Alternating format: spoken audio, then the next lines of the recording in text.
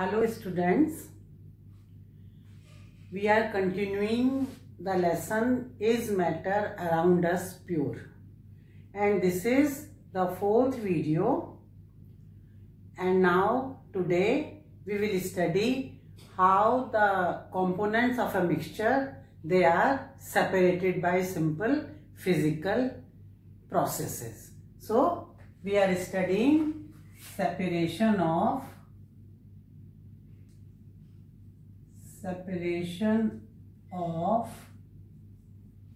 components of a mixture. So today we are studying separation of components of a mixture. All of you know that there are pure substances like elements and compounds, and there are mixtures. And mixtures are formed by joining or by mixing two or more pure substances. These pure substances may be elements, they may be compounds, or they may be both. Element and compound together, they can also make a mixture. And you also know that mixtures are homogeneous and heterogeneous. The simple heterogeneous mixtures, take the example of sulfur and iron. If we have iron filings and sulfur powder and they are mixed together, it will make a heterogeneous mixture, and the iron can be separated from this mixture very easily by magnet. Magnet will suck the iron and sulfur will be left. Other example, take the example of tea. If we filter the tea leaves will be on the sieve and the filtrate will be tea. So these type of heterogeneous mixtures, their components can be separated by very simple physical processes we do in our day-to-day life. But sometimes the mixtures, for separating different components, we have to use special techniques. And these special techniques can be categorized in 7 ways: evaporation, centrifugation, by separating funnel, sublimation, chromatography, distillation, and finally fractional distillation. For different type of mixtures, different techniques have to be used. We will take all of them one by one. So first, taking the evaporation. All of you know what is evaporation. Evaporation is formation of vapors by heating. So if we have a mixture of a dye which is water soluble, suppose we have a ink which is water soluble, it has some dye and some water, and by dissolving this dye into water, ink is formed. We want to separate the dye which is present in the ink by this evaporation technique. What will we do? We do, in a china dish, we will take some ink and we start heating this ink.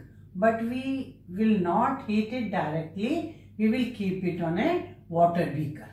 This is water beaker, and this water in the beaker will be heated by this lamp.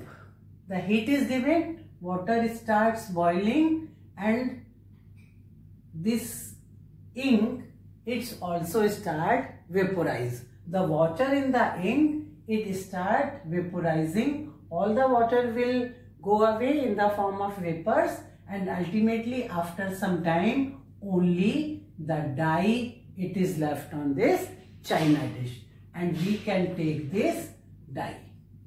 So this is how, by evaporation of ink, dye is left and the water, it is gone away in the form of vapors. So this technique can be used when there are, what we say, volatile solvent is there and non-volatile solute is there. All of you know what is solvent and a solute. When a solution is formed, This solution is formed when a solvent is there and solute is dissolved in this solvent, like the salt solution or sugar solution. In sugar solution, water is solvent and sugar is solute. But for this technique, to use one of the components, that is solvent, should be volatile. Volatile means it has the ability to form vapors with heat, and one of the other component, that is solute, should not be volatile. Here the dye is not volatile. By heating, it is not forming vapors, only the water is forming vapors, and it is the volatile solvent, and this dye is non-volatile solute. One other example we can take, salt water. If concentrated salt water is there, if we heat this water, water will be vaporized and salt will be left at the bottom of the beaker. So this is the necessity for this technique to use. Volatile solvent should be there and non-volatile solute should be there. So by this technique, evaporation, we can separate two components of mixture. Now coming to the second, centrifugation. Centrifugation is a special technique and it is mostly used for colloids. You know two colloids which are common, colloidal solution or colloids, and one is milk and other is blood. This you know. These are the two common colloids, colloidal solutions. One is milk and other is the blood. So we know that these have very fine particles, and these solid fine particles cannot be separated by only filtration. If we filter milk, suppose this is funnel, we put filter paper and we trying to filter the milk. What will happen? All the milk will be coming into this beaker. Nothing is left as filter and or residue. Why it is filtered from the filter paper? Because the solid particles or the fat particles which are present in the milk, they are too small to be filtered by filter paper. So this special technique, centrifugation, is used to separate the cream or the fat particles which are solid from the milk. Likewise, in blood, we have RBCs, WBCs, platelets and plasma. So these corpuscles and plasma will be separated from the blood by centrifugation in pathological labs to test the blood. So for these we use this centrifugation technique. So we will discuss what is this centrifugation technique. For this we use an apparatus known as centrifugating apparatus. This is somewhat like a box, and in a circular disc, these test tubes, they are arranged in a circle. These are test tubes, they are arranged in circle, and when the switch is on, it starts spinning at a very high speed. So these test tubes are filled with milk. If you want to separate cream from the milk, then we fill these test tubes with milk. At high speed, what will happen when these are spun at high speed? What will happen? The heavier particles, they settle down, and the lighter particles, they come to the top. Suppose this is the test tube. So cream, which is light in weight, light in density, which is lighter than the rest of the milk, it settles at the bottom, and the fat particles or cream, it comes to the top, and this is how these two can be separated. This fat from the milk is separated by dairies. In our neighborhood we can have dairy, which is known as for removing cream from the fat, from the milk. So this is how, and likewise this blood is also being centrifuged. Platelets and RBCs, they settle down and plasma is on the top. So centrifugation helps in separating the components of these type of mixtures where particles are smaller in size. In our day-to-day life, in our washing machines also, when there is spinning in washing machines, the water from the clothes, it is removed under the action of centrifugation. So this is how lighter particles and heavy particles, depending upon their densities, they are being removed by this second process, centrifugation. Now the third one, separating funnel. It is a special type of funnel, somewhat like this. Like this, a funnel is there, and here is a stopcock there. We can put a beaker here and it is covered by some lid. Like this, it is covered. So this separating funnel is used for immiscible liquids. For separating immiscible liquids. Immiscible means which are not mixed perfectly. So they are forming a heterogeneous mixture, and these immiscible liquids may be kerosene oil and water. Suppose we have a mixture of kerosene, I think it should be E. If we are having a mixture of kerosene oil and water, and we put this mixture in this separating funnel and leave this funnel for some time, what will happen after some time? As the kerosene is less in density, it is lighter, and water is heavy, so they will make the separate layers. Kerosene will be on the top and water will be at the bottom. So after some time, we open this stopcock and take water in this until this level is reached. Then we close the stopcock and collect water. After we put the other beaker and can collect this kerosene also. Likewise, oil and water, they can also be separated by this separating funnel. So this separating funnel, it is based on the property of density. In our industry, this type of funnels, they are used for separating molten iron from the slag. Slag is the impurity when extraction of iron is taking place with its ore.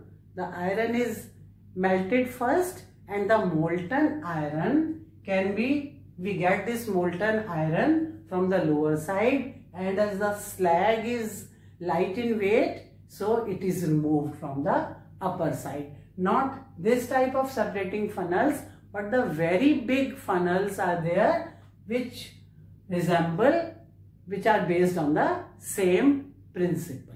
So this separating funnel we use for two immiscible liquids. Now the next is sublimation. All of you know sublimation. What is sublimation? When a solid changes to gas without converting into liquid. This process is known as sublimation. Normally what happens? A solid first changes to liquid, and this liquid then changes to vapor or gas. But some substances, they convert directly from solid to gas, and this process is known as sublimation. And the examples are camphor, naphthalene balls, anthracene, and the most common is ammonium chloride, NH4Cl, and commonly it is known as in Hindi Nausadar, and its formula is NH4Cl or ammonium chloride, and this is known as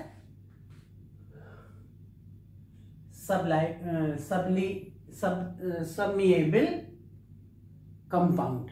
So if we have a mixture of two compounds where one can sublimate, the other cannot sublimate, then we can separate these two by this method of sublimation. Suppose we have NH4Cl, ammonium chloride, which can sublimate, and other is, what is this? NaCl, it is common salt. And what is the chemical name? Sodium chloride. So if we have the mixture of ammonium chloride and sodium chloride, we can separate them by sublimation. Why? Because ammonium chloride, it can sublimate, and sodium chloride, it cannot sublimate. So if we have this a china dish, and this is the mixture of these two, we started heating this with this lamp and put a funnel, inverted funnel on this and pack it by a cotton plug. What will happen when this mixture is heated? This ammonium chloride, it starts vaporizing, and the vapors, as they go up, they become cool and they again solidify. Again they form sodium chloride. First this solid, it vaporizes, and again these vapors, they become solidify. Again this ammonium chloride, it is there in the funnel on the upper side, and salt, which is non-sublimating, it is present in this china dish. So we have ammonium chloride from the upper side of the funnel and salt from the china dish. In this way, these two compounds can be separated by sublimation. This is a simple process. Now the next is chromatography. This is a special process, and the name is given. Chroma means color. This chroma means color. So first of all, separation of colors is being done by this chromatography. So the name is given as chromatography. Now we are using this technique in different fields, not only for colors but even for detecting drugs in blood, and many others for separating different components of chlorophyll which is present in green leaves, and of course for separating different colors of a colored substance. So this chromatography is a special technique, and we can use it for separating colors of ink. Suppose we have ink, black ink or blue ink, and this ink is water soluble. This ink may have two or more than two colors. Suppose this ink is black in color, and suppose it is having red and blue dye, and both are these mixed to form the black ink. We want to separate this red dye and blue dye from this black ink. What we will do? We will use this chromatography technique.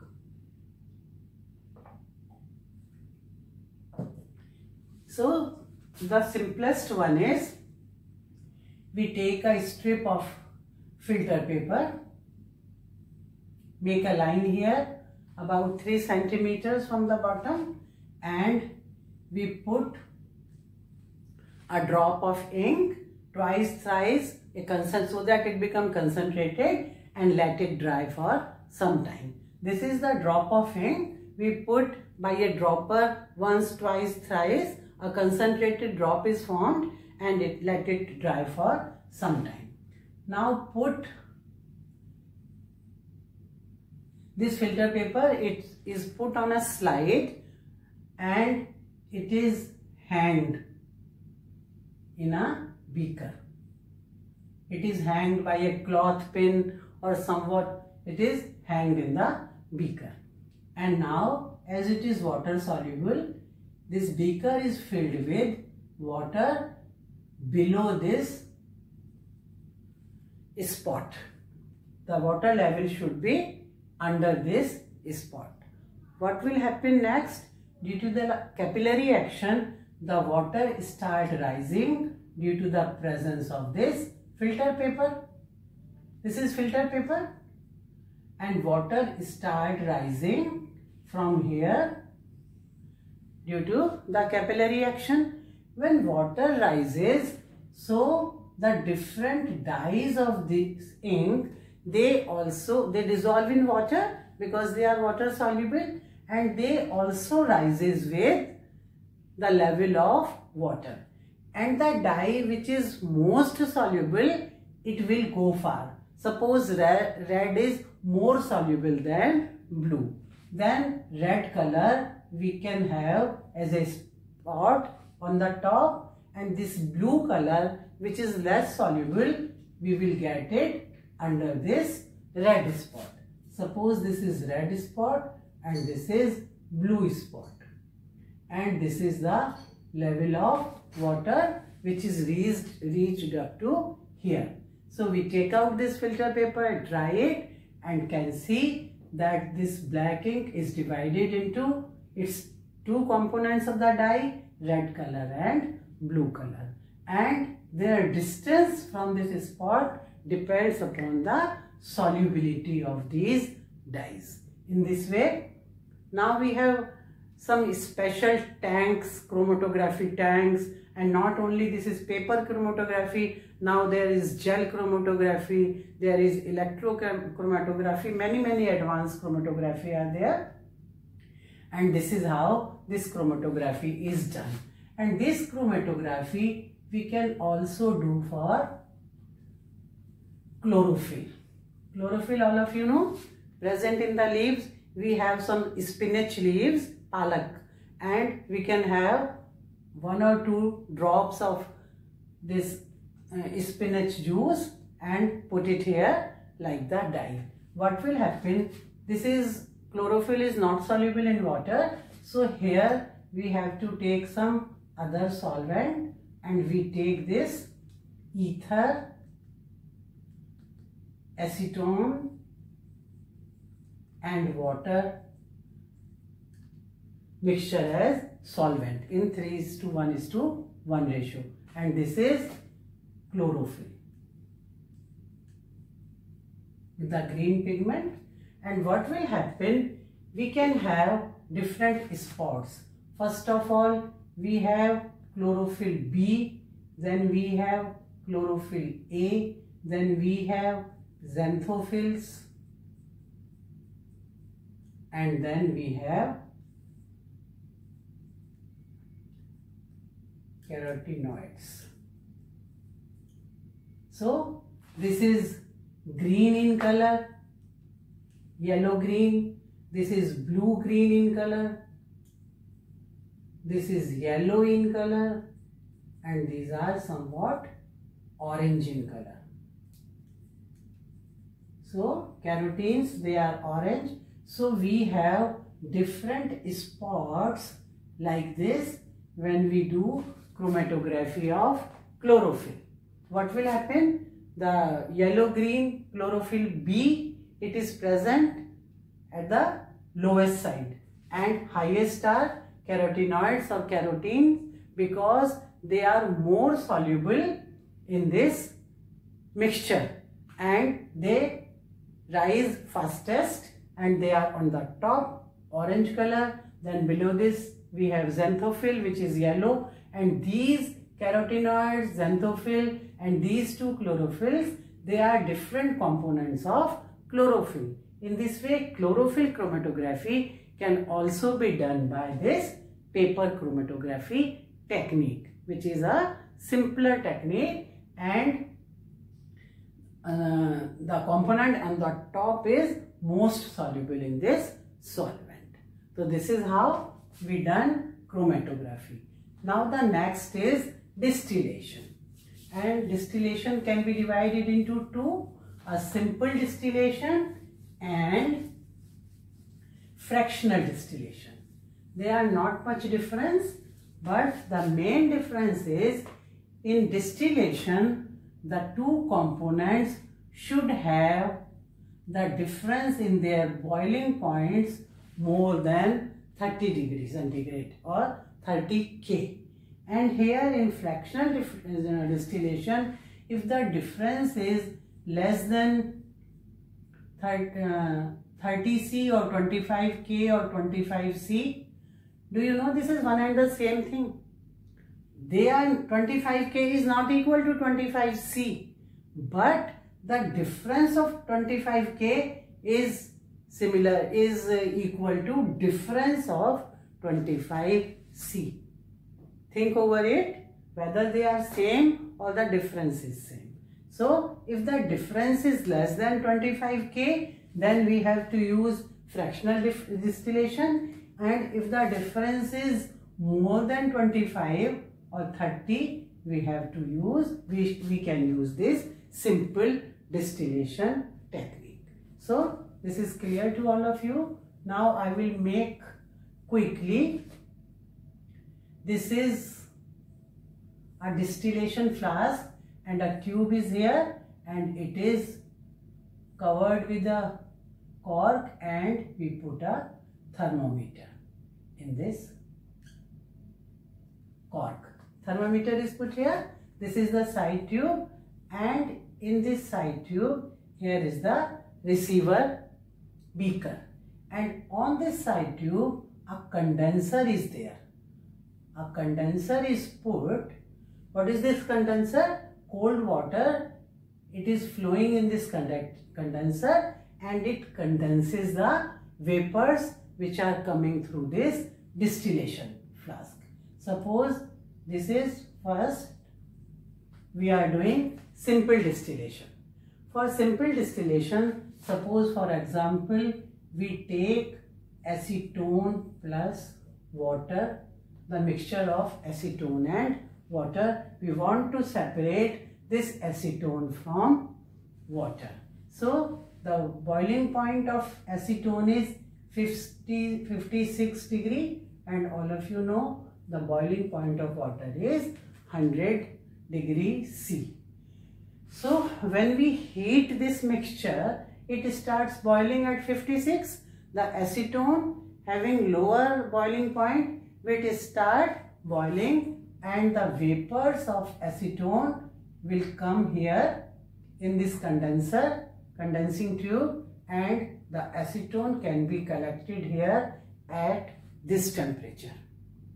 So when all the acetone is collected, then we will see that for some time the temperature remains same, 56, and when all the acetone is collected, water remains inside this distillation flask.